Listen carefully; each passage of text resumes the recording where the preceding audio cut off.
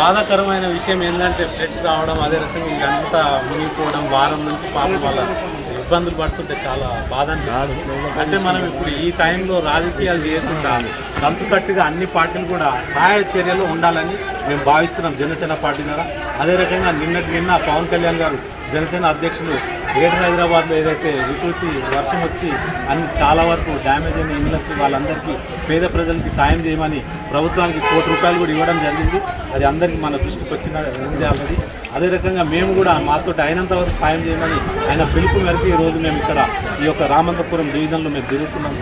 అదే రకంగా మాతో అయినంత వరకు వాటర్ బాటిల్ కానీ పులిహోర కానీ అదే రకంగా వారం నుంచి ఇక్కడ చాలామందికి వాటర్ డిస్ట్రిబ్యూట్ చేయడం జరుగుతుంది. మేము ఏమంటామంటే గత ప్రభుత్వాలు ఈ సమస్య వచ్చింది, ఇప్పుడున్న ప్రభుత్వం మేము చేయలేదంటే గత ప్రభుత్వంలో కూడా మీరు ఉన్నారు, అంతకుముందు ఉన్న ప్రభుత్వంలో మీరు ఉన్నారు.